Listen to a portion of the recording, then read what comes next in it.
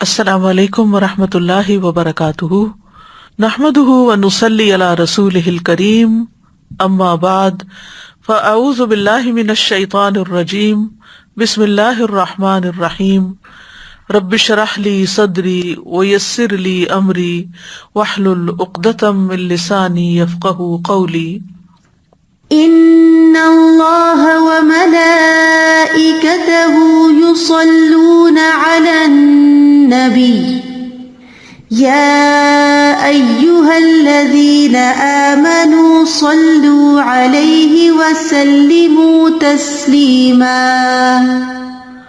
ان اللہ وملائکتہ یصلون علی النبی یا ایہا الذین آمنوا صلوا علیہ وسلموا تسلیما۔ بے شک اللہ اور اس کے فرشتے نبی پر صلات بھیجتے ہیں، اے لوگو جو ایمان لائے ہو اس پر صلات بھیجو اور سلام بھیجو، خوب سلام بھیجنا۔ پیغمبر وہ انسان ہوتے ہیں جنہیں اللہ تعالیٰ اپنی رسالت کے لیے اپنا پیغام انسانوں تک پہنچانے کے لیے چن لیتے ہیں، پھر ان کی زندگیاں اس کام کے لیے وقف ہو جاتی ہیں۔ وہ تعلیم و تدریس اور اپنی عملی زندگی کی مثال کے ذریعے لوگوں کو اللہ کی عبادت اور دنیا میں رہنے کا طریقہ سکھاتے ہیں۔ اس کے لیے وہ خوب محنت کرتے ہیں۔ جو لوگ ان کی بات نہیں مانتے، ان کی مخالفت برداشت کرتے ہیں، ان کی طرف سے آنے والی اذیتیں بھی برداشت کرتے ہیں۔ ابتدا سے ہی حضرت آدم علیہ السلام کے زمانے سے ہی ایسے نبی اور رسول آتے رہے جو لوگوں کو اللہ کی باتیں بتاتے رہے۔ ان میں سے سب سے آخر میں اللہ تعالیٰ نے محمد صلی اللہ علیہ وسلم کو اپنا پیغمبر بنا کر بھیجا۔ آپ کی زندگی میں ہر قسم کے لمحات آئے، لیکن آپ صابر و شاکر بندہ بن کر رہے۔ آپ پر دین مکمل ہوا۔ آپ کا ساری انسانیت پر بہت بڑا احسان ہے کہ آپ نے تمام تر مشکلات کے باوجود اللہ کا کلام مکمل طور پر ہم سب کے لیے پہنچا دیا۔ اس احسان عظیم کا اعتراف کرتے ہوئے ہم سب پر لازم ہے کہ ہم آپ کے لیے دعائیں کریں، آپ سے محبت رکھیں، آپ کی اتباع کریں اور آپ پر کثرت سے درود و سلام بھیجیں۔ تو آج ہم درود و سلام کے موضوع پر ہی گفتگو کریں گے، سورۃ الاحزاب کی آیت نمبر 56 کے حوالے سے۔ کیا ایمان والو، نبی صلی اللہ علیہ وسلم پر خوب صلاۃ و سلام بھیجو۔ اس میں ہم دیکھتے ہیں کہ اللہ سبحانہ تعالیٰ کی طرف سے بھی صلاۃ ہے، ملائکہ کی طرف سے بھی صلاۃ ہے، اور پھر ہمیں صلاۃ بھیجنے کا حکم دیا گیا ہے۔ تو اس کا مطلب کیا ہوا؟ اس کا مطلب یہ ہے کہ اللہ سبحانہ تعالیٰ مقرب فرشتوں کے پاس نبی صلی اللہ علیہ وسلم پر تعریفی کلمات بھیجتے ہیں، اور اس کے فرشتے نبی صلی اللہ علیہ وسلم پر درود بھیجتے ہیں اور آپ کے لیے دعائیں کرتے ہیں۔ تو ہمیں ایمان والوں کو یہ کہا گیا ہے کہ ہم بھی اس رسول کی تصدیق کریں، اس کی شریعت پر عمل کریں، اور بطور تحفہ آپ کی تعظیم کرتے ہوئے آپ پر درود و سلام بھیجیں۔ اس آیت سے پتہ چلتا ہے رسول اللہ صلی اللہ علیہ وسلم کے کمال کا، اللہ اور اس کی مخلوق کے ہاں آپ کے بلند درجات کا، آپ کی بلند قدر و منزلت کا، اور آپ کے بلند ذکر کا، کہ ان اللہ و ملائکتہ یصلون، اللہ سبحانہ تعالیٰ اپنے فرشتوں اور ملائے اعلیٰ کے سامنے اپنے نبی محمد صلی اللہ علیہ وسلم کی مدح و ثنا بیان کرتے ہیں، کیونکہ اللہ سبحانہ تعالیٰ آپ سے بہت محبت کرتے ہیں، اور پھر تمام فرشتے آپ کی مدح و ثنا کرتے ہیں اور نہایت عاجزی سے آپ کے لیے دعائے رحمت کرتے ہیں۔ قرطبی کہتے ہیں کہ اس آیت کے ذریعے اللہ نے اپنے رسول کو زندگی میں اور آپ کی وفات کے بعد آپ صلی اللہ علیہ وسلم کو شرف اور مرتبہ بخشا ہے، اور اپنے نزدیک آپ کے مقام کو بیان کیا ہے۔ یعنی اس آیت سے ہمیں یہ پتہ چلتا ہے کہ نبی صلی اللہ علیہ وسلم کا مقام اللہ سبحانہ تعالیٰ کے ہاں اور اللہ کے فرشتوں کے ہاں کتنا بڑا ہے۔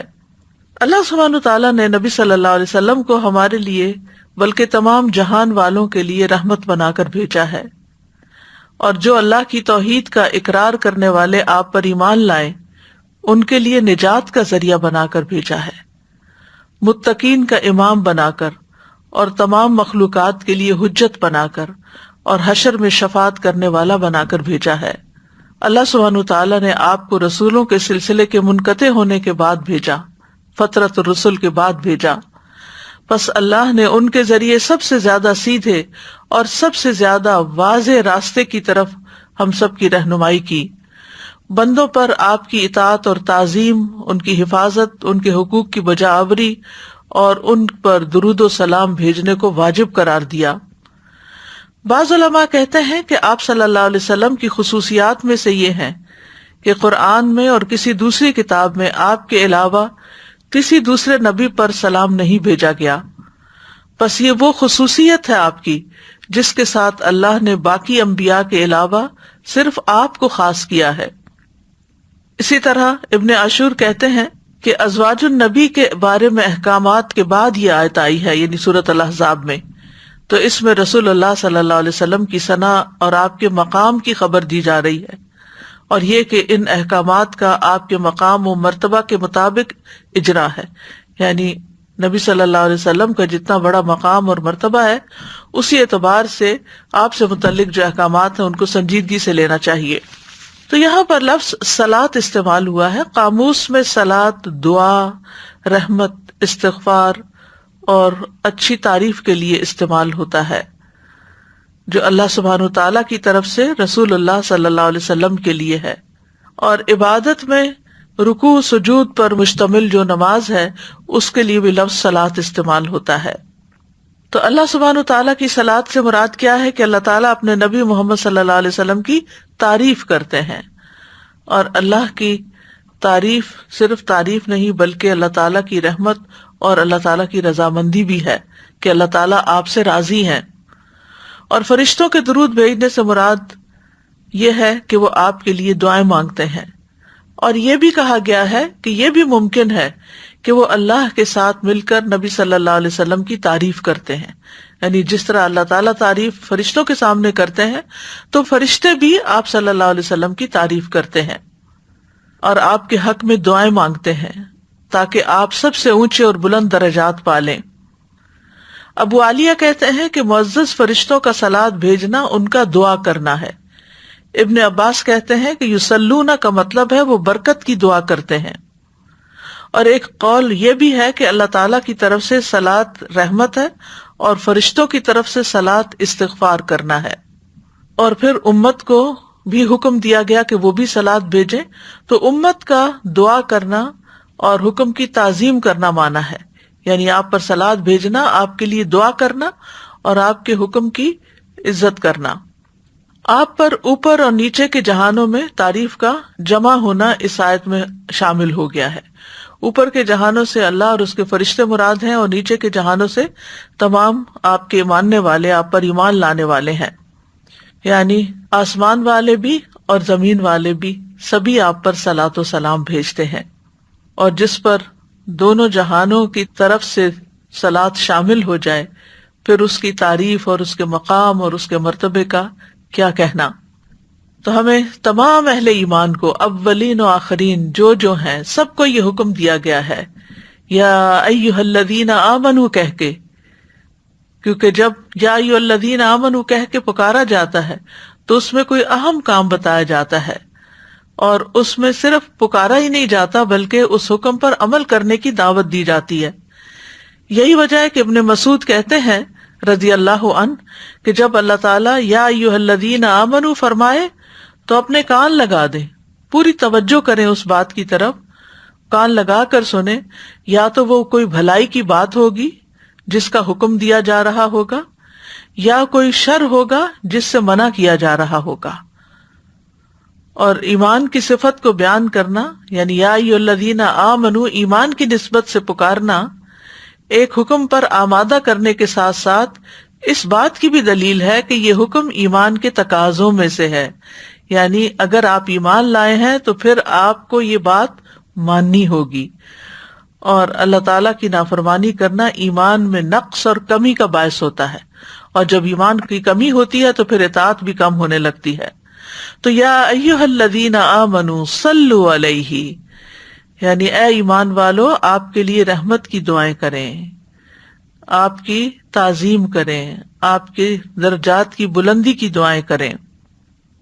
اور رسول اللہ صلی اللہ علیہ وسلم کی اوپر جو صلاۃ کی صفت ہے وہ سنت سے بھی ثابت ہے، اور یہ ہر وقت پڑھنا جائز ہے، اور بہت سے علماء نے نماز میں اس کو پڑھنا واجب قرار دیا ہے، یعنی اگر نماز میں درود شریف شامل نہ کیا تو نماز ادھوری رہ جائے گی، ناقص ہوگی، نماز ہی نہیں ہوگی۔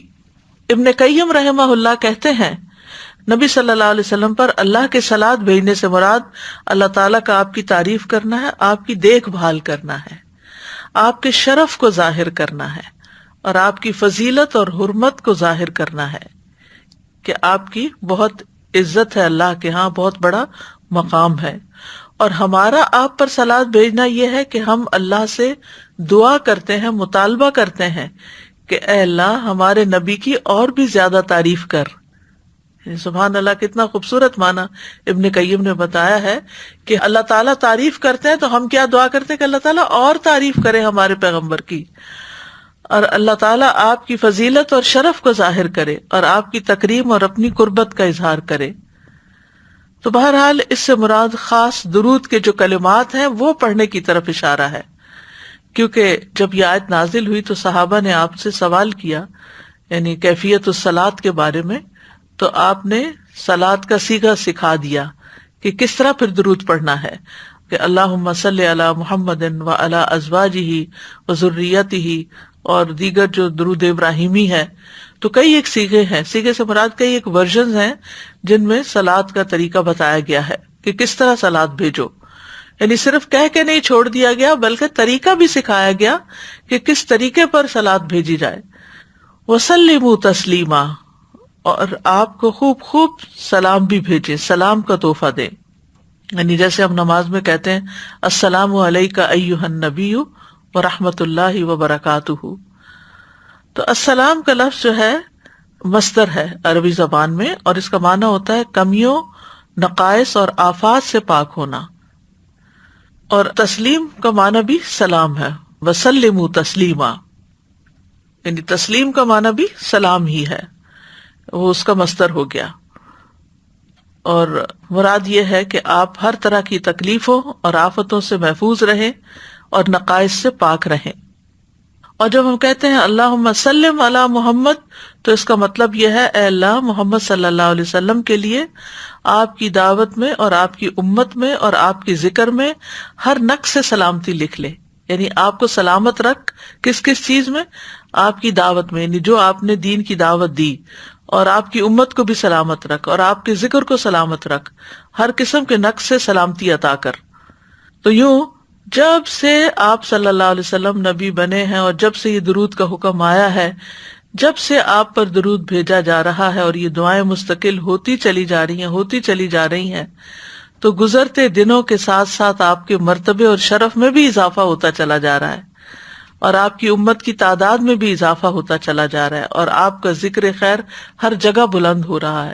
دنیا کا کوئی علاقہ اب ایسا نہیں کہ جہاں مساجد نہ ہوں، اور وہاں پر اشہد ان لا الہ الا اللہ کے بعد اشہد ان محمدًا عبدہ ورسولہ نہ کہا جائے، اور پھر اذان سننے کے بعد جو دعا ہے تو اس میں درود شریف بھی ہے، اور اس میں اللہم رب ھذہ الدعوۃ التامہ میں وآت محمدا الوسیلۃ والفضیلۃ وابعثہ مقاما محمودا، مقام محمود کی دعا بھی آپ کے لیے کی گئی ہے۔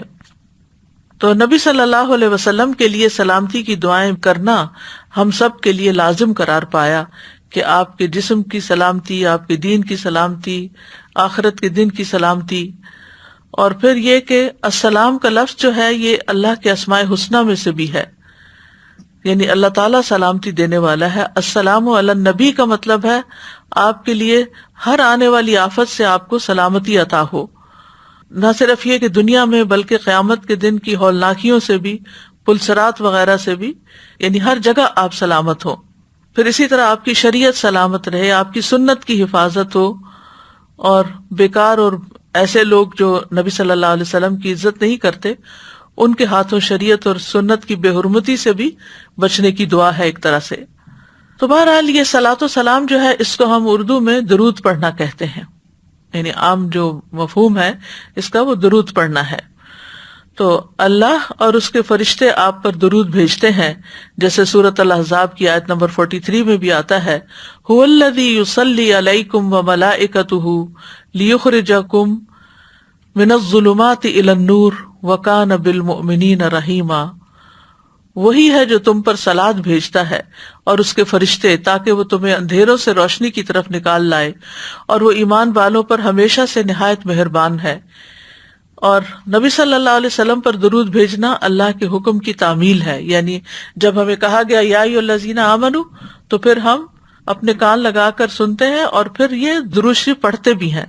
تو شیخ سعدی کہتے ہیں کہ آپ علیہم الصلاۃ والسلام پر درود بھیجنا اللہ سبحانہ تعالیٰ اور اس کے فرشتوں کی اقتداء ہے، پیروی ہے، اور جو حقوق آپ کے ہم پر عائد ہوتے ہیں، یعنی آپ نے جو قربانیاں کی اور ان سے ہم جو فائدہ اٹھا رہے ہیں، تو اس کا بدلہ دینا بھی ہے، کیونکہ اب ہم زندگی میں تو آپ کو جا کر نہ سلام کر سکتے ہیں کیونکہ ہم آپ کے بعد دنیا میں آئے ہیں، نہ ہی آپ کو کسی اور شکل میں کوئی اس کا بدلہ دے سکتے ہیں، تو ہم آپ کو دعا ہی دے سکتے ہیں، اور جو شخص دل سے کسی کو دعا دیتا ہے وہ گویا اس کے احسان کا بدلہ دیتا ہے۔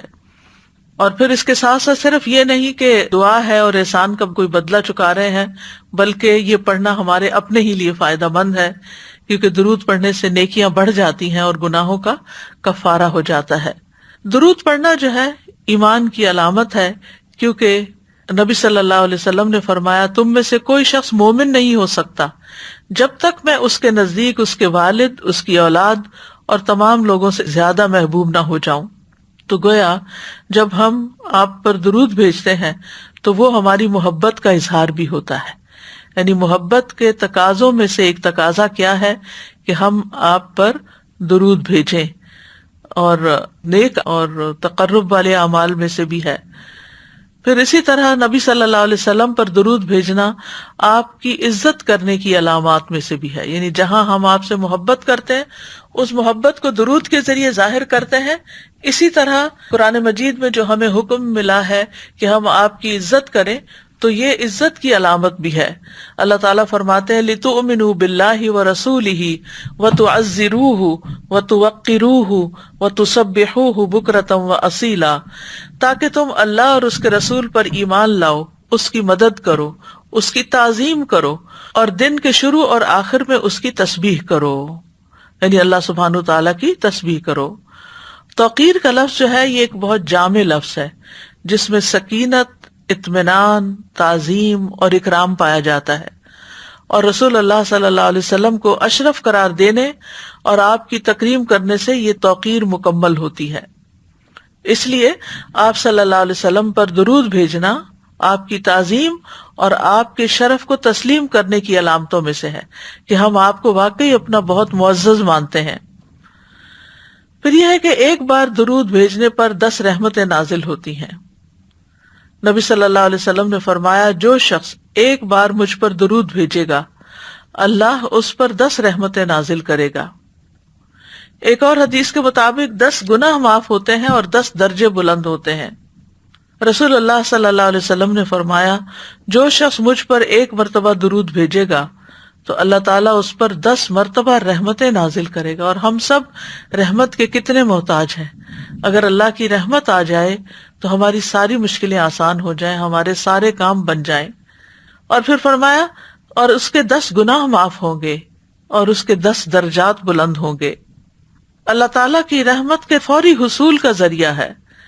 رسول اللہ صلی اللہ علیہ وسلم نے فرمایا جو شخص میری امت میں مجھ پر اخلاص سے دل سے ایک بار درود پڑھے گا تو اللہ تعالیٰ اس کی وجہ سے اس پر 10 رحمتیں بھیجے گا۔ لیکن یہاں آپ دیکھ رہے ہیں شرط اخلاص کی شرط ہے۔ بعض اوقات ہم درود شریف پڑھ رہے ہوتے ہیں لیکن ایک دفعہ بھی نہیں سوچتے کہ کیا کہہ رہے ہیں، صرف زبان چلتی رہتی ہے، نہ دل حاضر ہے اور نہ ہی دماغ حاضر ہے، اور نہ ہی ہم کوئی سوچ سمجھ کے وہ کام کر رہے ہوتے ہیں۔ تو جو سوچ سمجھ کر یہ کام کرے اور اللہ تعالیٰ کے ساتھ اخلاص برتتے ہوئے اور پوری توجہ سے، تو اللہ تعالیٰ اس پر 10 رحمتیں بھیجے گا، اور اس کی وجہ سے اس کے 10 درجے بلند فرمائے گا، اور اس کی وجہ سے اس کے لیے 10 نیکیاں لکھ دے گا، اور اس کی وجہ سے اس کے 10 گناہ معاف فرما دے گا۔ پھر اسی طرح فرشتوں کی دعائیں ملتی ہیں جو شخص درود پڑھتا ہے اس کو۔ عبداللہ بن عامر بن ربیعہ اپنے والد سے روایت کرتے ہیں، وہ کہتے ہیں کہ میں نے رسول اللہ صلی اللہ علیہ وسلم سے سنا آپ خطبہ دیتے ہوئے فرما رہے تھے کہ جو شخص مجھ پر درود پڑھے تو جب تک وہ مجھ پر درود پڑھتا رہے گا فرشتے اس پر درود پڑھتے رہیں گے۔ اب انسان کی مرضی ہے کہ کم پڑھے یا زیادہ پڑھے، یعنی اگر آپ کو فرشتوں کی دعائیں زیادہ لینی ہے تو زیادہ درود پڑھ لیں، کم لینی ہے تو کم پڑھ لیں۔ پھر اسی طرح ایک اور روایت کے مطابق درود کی وجہ سے اللہ کافی ہو جاتا ہے۔ ایک شخص نے عرض کیا، اے اللہ کے رسول، کیا میں اپنی دعا کا 1/3 حصہ آپ پر درود پڑھنے کے لیے مقرر کر دوں؟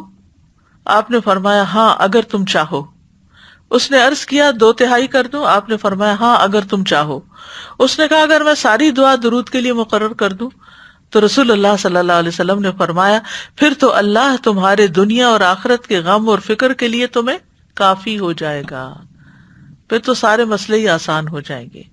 تو آج کل جیسے رمضان المبارک کا مہینہ ہے اور اس میں ہمیں عبادت بھی کرنی ہوتی ہے اور اس کے ساتھ ساتھ دنیا کے کام بھی جو ضروری ہیں وہ ساتھ چل رہے ہوتے ہیں، تو بعض اوقات مثلاً افطار کا ٹائم ہے اور ہمیں دعائیں بیٹھ کر یکسوئی کے ساتھ ایک جگہ مانگنے کا وقت نہیں ملتا، تو ہم عصر کے بعد کچھ حصہ دعاؤں کے لیے ضرور مختص کریں، لیکن اس کے بعد جب گھر کا کام بھی ہو اور ذمہ داریاں بھی ہوں جن سے کوئی فرار نہیں انسان کو، تو اس کے ساتھ ساتھ کام کاج کرتے ہوئے آپ درود پڑھتے جائیں، تو آپ کے اندر کوئی گلٹ نہیں رہے گا کہ میں اس وقت کو ضائع کر رہی ہوں، اور آپ دل کو اپنے حاضر کر لیں۔ جو کام ہوتے ہیں گھروں کے سب اس کے عادی ہوتے ہیں اور وہ ایک آٹو پہ ہوتا ہے، انسان آنکھیں بند کر کے بھی سامان اٹھا رہا ہوتا ہے، رکھ رہا ہوتا ہے، تو اپنی زبان اور دل کو حاضر کر کے ساتھ ساتھ درود شریف پڑھتے جائیں، اور آپ کی جتنی دعائیں مانگنے والی تھی وہ ساری درود شریف کے اندر آ جائیں گی۔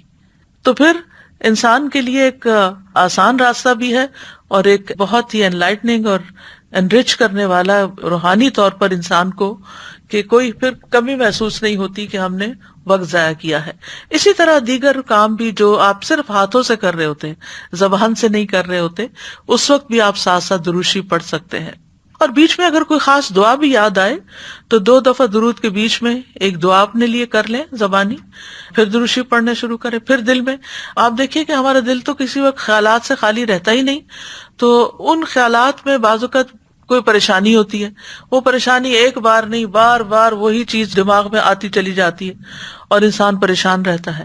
تو اس پریشانی سے چھٹکارا حاصل کرنے کے لیے، اس سے خلاصی پانے کے لیے ضروری ہے کہ درود شریف کے بیچ بیچ میں اس کا ذکر کر کے اللہ تعالیٰ سے دعا کریں کہ یا اللہ ہمیں اس مصیبت سے نجات دے، اور یا اللہ تو میرے ذہن کو صاف کر دے، اور اگر کسی کے بارے میں کوئی بدگمانی ہے یا کسی کی طرف سے کوئی تکلیف پہنچی ہے یا کوئی بھی چیز جو آپ کو تنگ کر رہی ہے، اس سے نجات حاصل کریں دعا کے ذریعے۔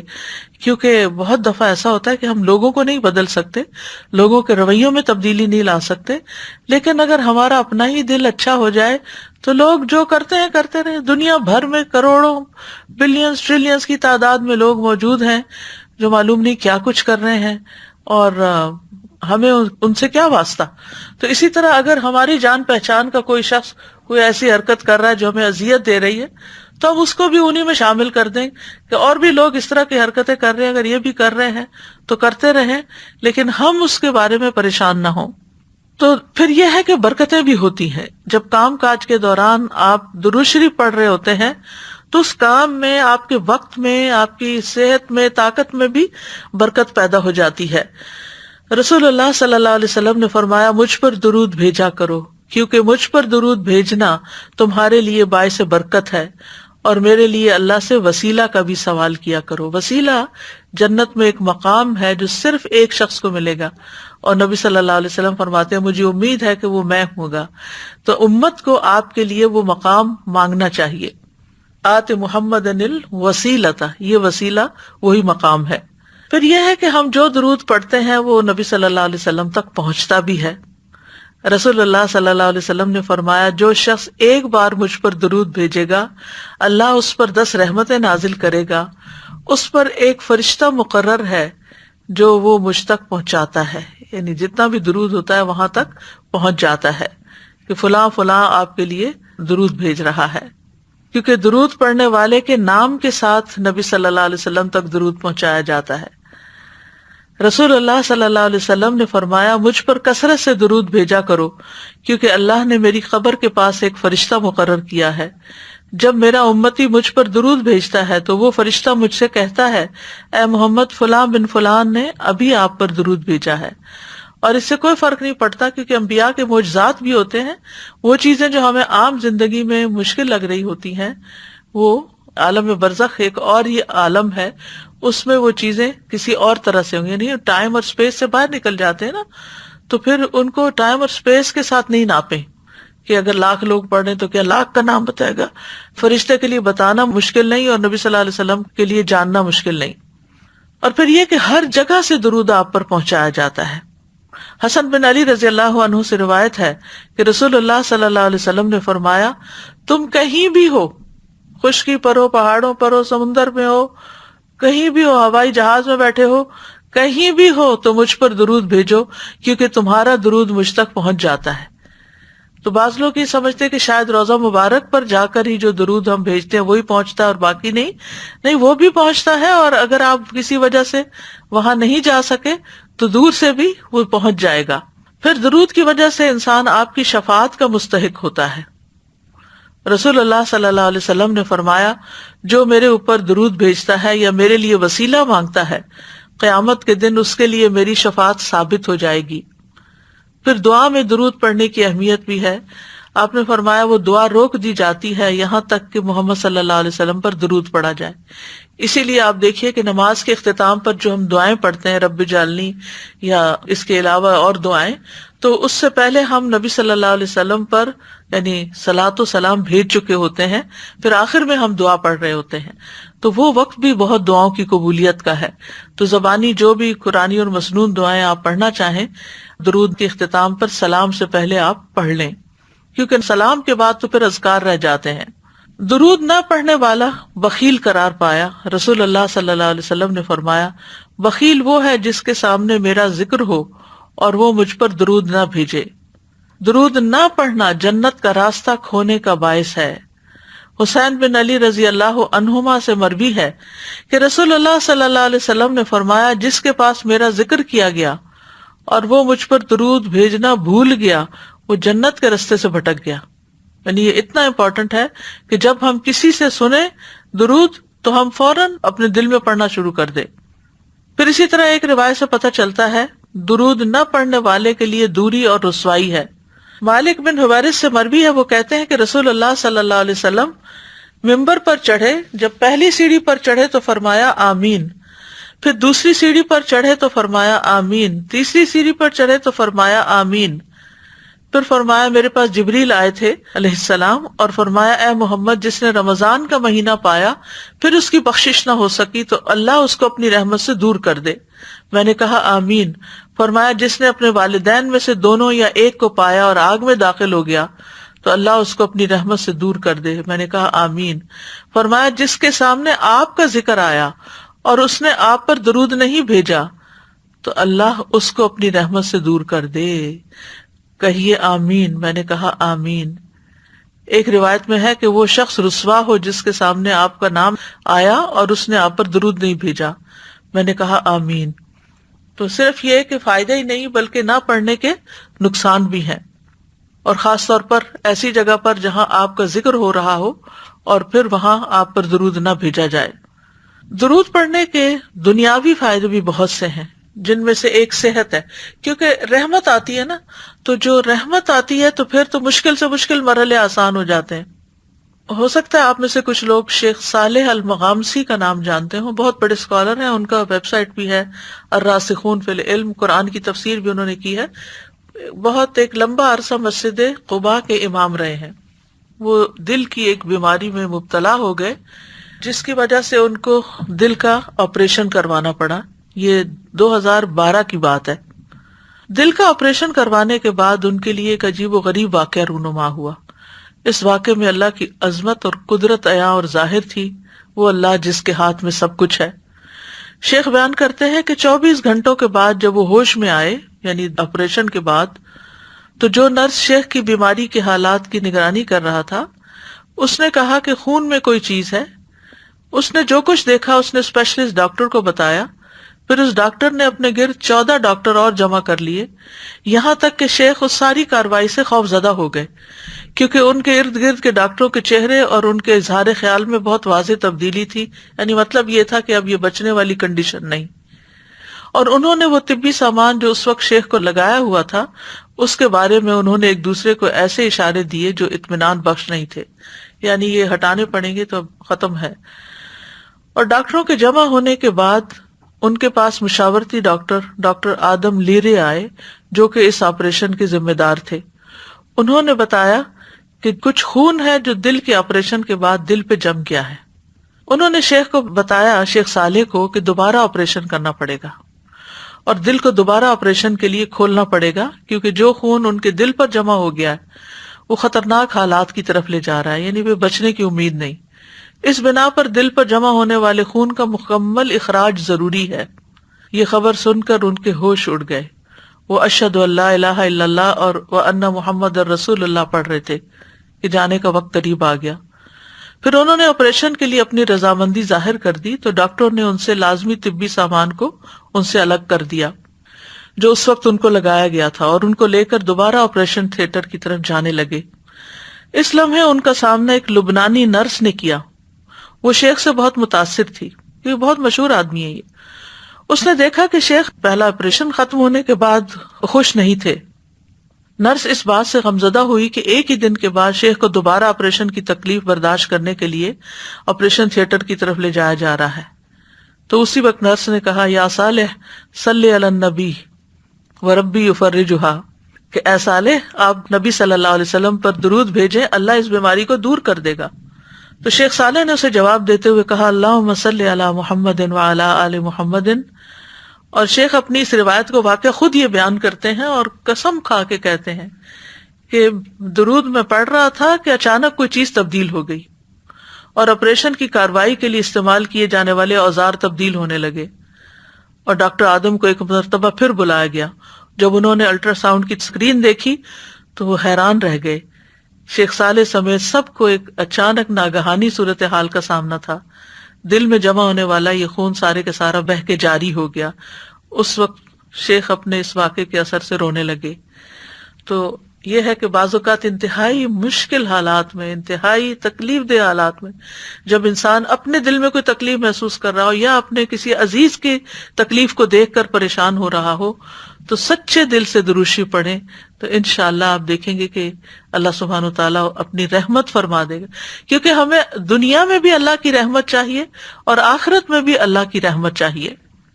درود پڑھنے کے مواقع کون کون سے ہیں؟ نمبر 1 یہ کہ نبی صلی اللہ علیہ وسلم کا نام سنتے ہی، یعنی جب آپ کا نام سنیں تو درود پڑھیں۔ آپ نے فرمایا، جس کے پاس میرا ذکر کیا گیا تو وہ ضرور مجھ پر درود بھیجے۔ صالحی رحمہ اللہ کہتے ہیں کہ جب آپ کا ذکر ہو تو اس کے فوراً بعد درود پڑھنا چاہیے، یہاں تک کہ اگر وہ اس میں تاخیر کرے گا تو اس کی مذمت کی جائے گی، دیر بھی نہ کریں، رائٹ اوے ساتھ ہی دل میں درود پڑھ لیں، یعنی صلی اللہ علیہ وسلم پڑھ لیں، یہ بھی ایک پورا درود ہے۔ پھر ہر نماز کے پہلے اور آخری تشہد میں درود پڑھنا، یعنی دونوں تشہد میں درود پڑھنا۔ آپ صلی اللہ علیہ وسلم پہلے اور اس کے علاوہ آخری تشہد میں اپنے اوپر درود پڑھتے تھے، یعنی پہلے تشہد میں لازم تو نہیں ہے، لیکن یہ کہ اگر کوئی اتحیات کے ساتھ درود پڑھ لے تو اچھی بات ہے۔ حضرت عائشہ فرماتی ہے کہ ہم رسول اللہ صلی اللہ علیہ وسلم کے لیے آپ کی مسواک اور آپ کی وضو کا پانی تیار رکھتے تھے، پھر جب اللہ عز و جل چاہتا رات میں آپ کو اٹھا دیتا، آپ اٹھ کر مسواک اور وضو فرماتے اور 9 رکعت اس طرح پڑھتے کہ ان میں سے کسی کے تشہد میں نہ بیٹھتے مگر 8ویں رکعت پہ بیٹھتے، جیسے ہم 3 وتر پڑھنے کے لیے 2 رکعت کے بعد بیٹھتے ہیں، یعنی کہ 2 رکعت پڑھ کے پھر تیسرا ایک الگ سے پڑھتے ہیں۔ تو نبی صلی اللہ علیہ وسلم اللہ کی حمد کرتے، درود پڑھتے اور پھر دعائیں بھی کرتے، پھر 9ویں رکعت بیٹھ کر پڑھتے، اللہ کی حمد و ثنا فرماتے، اس کے نبی پر درود پڑھتے، دعائیں کرتے، پھر اتنی آواز سے سلام کہتے کہ ہمیں سنائی دیتا، پھر بیٹھ کر 2 رکعتیں پڑھتے تھے، یعنی وتر کے بعد پھر 2 رکعتیں پڑھتے تھے۔ شیخ البانی کہتے ہیں کہ اس میں صریح دلیل ہے کہ آپ صلی اللہ علیہ وسلم نے پہلے تشہد میں بھی اپنی ذات پر درود پڑھا جیسا کہ دوسرے تشہد میں پڑھا۔ تو یہ ایک نایاب فائدہ ہے جو اس روایت سے ملتا ہے۔ اور یہ نہیں کہا جا سکتا کہ یہ صرف تہجد کی نماز کے لیے ہے. تہجد کی نماز نفل ہے، تو نماز ہے. فرض اور نفل کا فرق کیے بغیر جو ایک کام ایک نماز میں کیا جائے گا وہ دوسری میں بھی کیا جا سکتا ہے. پھر اسی طرح دعا سے پہلے رسول اللہ صلی اللہ علیہ وسلم نے ایک آدمی کو نماز میں دعا کرتے ہوئے سنا. اس نے نہ اللہ عز و جل کا ذکر کیا، نہ ہی نبی صلی اللہ علیہ وسلم پر درود بھیجا، یعنی نہ تسبیح کی نہ درود پڑھا. تو آپ نے فرمایا اس نے جلد بازی سے کام لیا ہے. پھر اسے بلایا اور اسے اور دوسروں سے فرمایا جب تم میں سے کوئی شخص نماز پڑھے تو پہلے اپنے رب کی تعریف اور حمد و ثنا کرے، پھر نبی صلی اللہ علیہ وسلم پر درود پڑھے، اس کے بعد جو چاہے دعا مانگے. پھر اسی طرح اگر کسی مجلس میں لوگ بیٹھے ہوئے ہیں تو اس میں بھی اللہ کا ذکر کرنا چاہیے اور نبی صلی اللہ علیہ وسلم پر درود بھیجنا چاہیے. آپ نے فرمایا جو لوگ کسی جگہ پر مجلس کریں لیکن اس میں نہ اللہ کا ذکر کریں اور نہ نبی صلی اللہ علیہ وسلم پر درود بھیجیں تو وہ ان کے لیے نقصان کا باعث ہوگی. پھر اگر اللہ چاہے تو انہیں عذاب دے، چاہے تو ان کو بخش دے. تو اس لیے کوئی بھی گیدرنگ ہو جہاں بھی چند لوگ مل کر بیٹھیں وہاں ان دونوں چیزوں کا اہتمام کریں. رسول اللہ صلی اللہ علیہ وسلم نے فرمایا جو لوگ کسی مجلس میں بیٹھتے ہیں اور اس میں نہ اللہ کا ذکر کرتے ہیں نہ نبی صلی اللہ علیہ وسلم پر درود بھیجتے ہیں تو یہ مجلس ان کے لیے قیامت کے دن باعث حسرت ہوگی، اگرچہ وہ اپنے اجر و ثواب کی بنا پر جنت میں داخل ہو جائیں. پھر بھی ان کو اپنے اس دن، اس میٹنگ، اس وقت کا احساس ہوگا کہ ہمارے پاس کتنا اچھا چانس تھا کہ ہم اللہ سبحانہ تعالیٰ کا ذکر کرتے اور درود پڑھتے. تو اس لیے یہ جو شروع میں لیکچر کے کہا جاتا ہے نحمدہ ونصلی، تو یہ مختصر ترین خطبہ ہے. نحمدہ میں اللہ کی حمد و ثنا آ گئی اور نصلی میں درود شریف آ گیا، تو وہ اس مجلس میں پھر حسرت نہیں ہوتی.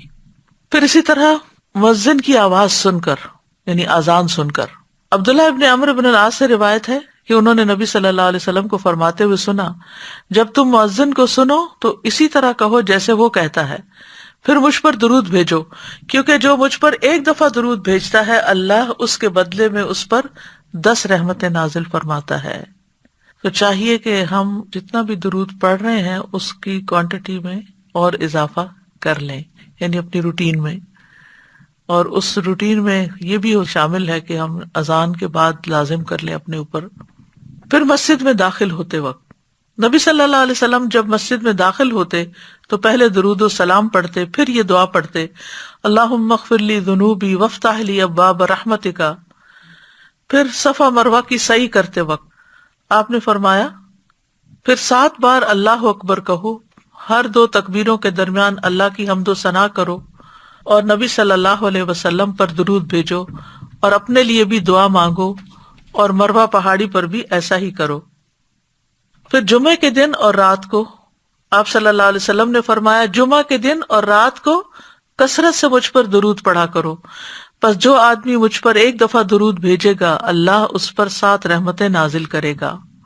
پھر اسی طرح نماز جنازہ کی دوسری تکبیر کے بعد بھی درود پڑھنا چاہیے. قنوت نازلہ پڑھتے وقت نبی صلی اللہ علیہ وسلم پر درود بھیجا جاتا تھا. نبی صلی اللہ علیہ وسلم کا نام لکھتے وقت آپ پر درود بھیجنا.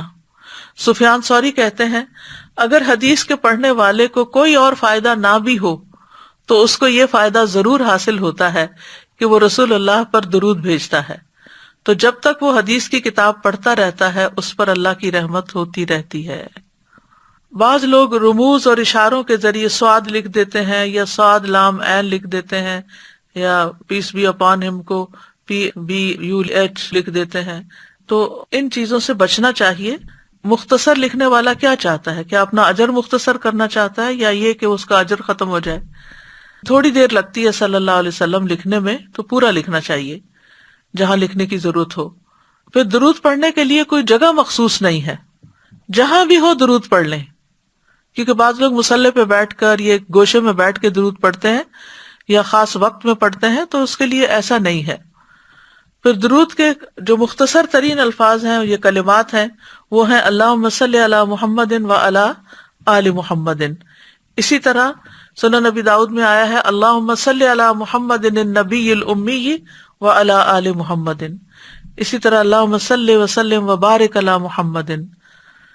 پھر اسی طرح درود ابراہیمی ہے اللہم صلی علی محمد وعلی آل محمد کما صلیت علی ابراہیم وعلی آل ابراہیم انک حمید مجید اللہم بارک علی محمد وعلی آل محمد کما بارکت علی ابراہیم وعلی آل ابراہیم انک حمید مجید۔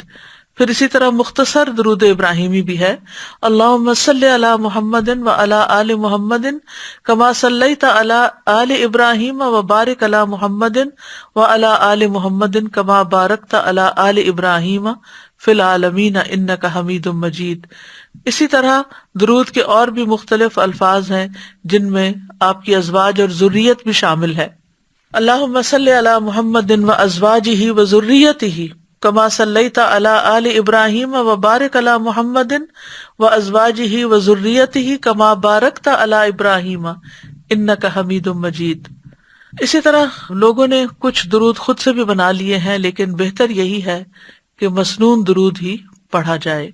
اور جہاں تک سلام بھیجنے کا تعلق ہے تو آپ تشہد میں پڑھتے ہیں السلام علیک ایھا النبی ورحمۃ اللہ وبرکاتہ، تو یہ درود اور سلام نبی صلی اللہ علیہ وسلم تک پہنچ جاتا ہے۔ السلام تو اللہ کے ناموں میں سے ایک ہے، اس کا مطلب یہ ہے کہ اللہ کی رحمتیں ہوں آپ پر، اور اللہ آپ کا محافظ اور اللہ آپ کا نگہبان ہو، آپ کی حفاظت فرمائے۔ اور جو آپ پر سلام بھیجے اس کے بارے میں آپ نے فرمایا جبریل میرے پاس آئے، انہوں نے مجھے خوشخبری سنائی کہ بے شک اللہ عز و جل فرماتے ہیں کہ جو شخص آپ پر درود بھیجے گا میں اس پر اپنی رحمت نازل کروں گا، اور جو شخص آپ پر سلام بھیجے گا میں اسے سلامتی دوں گا۔ اس پر میں نے اللہ عز و جل کے لیے سجدہ شکر ادا کیا۔ پھر اسی طرح زمین میں کچھ فرشتے گھومتے پھرتے رہتے ہیں اور آپ کی امت کا سلام آپ کو پہنچاتے رہتے ہیں، یہ بات مسند احمد سے پتہ چلتی ہے۔ تشہد میں جب ہم پڑھتے ہیں التحیات للہ والصلوات والطیبات السلام علیک ایھا النبی ورحمۃ اللہ وبرکاتہ السلام علینا وعلی عباد اللہ الصالحین اشہد ان لا الہ الا اللہ واشہد ان محمدا عبدہ ورسولہ، تو اس میں آپ نے فرمایا کہ جب تم نے یہ پڑھ لیا تو تم نے اللہ کے ان تمام نیک بندوں کو سلام پہنچا دیا جو زمین و آسمان میں ہیں۔ سبحان اللہ، کتنی مختصر جامع سی دعا ہے لیکن کتنا بڑا فعل اور کتنا بڑا عمل ہے۔ ہمیں تو کبھی یہ خیال بھی نہ آئے کہ سارے لوگوں کو جو زمین و آسمان میں ہیں ان کو سلام بھیجیں۔ کرنے کے کام یہ ہے کہ نبی صلی اللہ علیہ وسلم پر کثرت سے درود بھیجیں تاکہ ہم پر کثرت سے رحمتیں نازل ہوں۔ جمعہ کے دن خصوصی طور پر عام دنوں کی نسبت زیادہ درود پڑھنے کا اہتمام کریں۔ دعا مانگنے سے پہلے اللہ کی حمد بیان کریں، پھر آپ پر درود بھیجیں۔ غموں اور دکھوں سے نجات کے لیے نبی صلی اللہ علیہ وسلم پر درود بھیجیں۔ اللہ کی رحمت کے فوری حصول، فرشتوں کی دعاؤں اور گناہوں کی بخشش کے لیے درود پڑھنے کی عادت ڈالیں۔ آذان ہو تو توجہ سے آذان سنیں، اس کے بعد درود پڑھیں تاکہ کل قیامت کے دن نبی صلی اللہ علیہ وسلم کی شفاعت کے مستحق بنیں۔ آپ کا نام لکھتے وقت مکمل صلی اللہ علیہ وسلم لکھیں اور نبی صلی اللہ علیہ وسلم سے ثابت شدہ الفاظ والا درود ہی پڑھیں، خود سے بنائے ہوئے درود پڑھنے سے گریز کریں۔ اللہ سبحانہ وتعالی ہمیں اس پر عمل کرنے کی توفیق عطا فرمائے۔ وآخر دعوانا ان الحمد للہ رب العالمین۔ سبحانک اللہم وبحمدک اشہد ان لا الہ الا انت استغفرک واتوب الیک۔ السلام علیکم ورحمۃ اللہ وبرکاتہ۔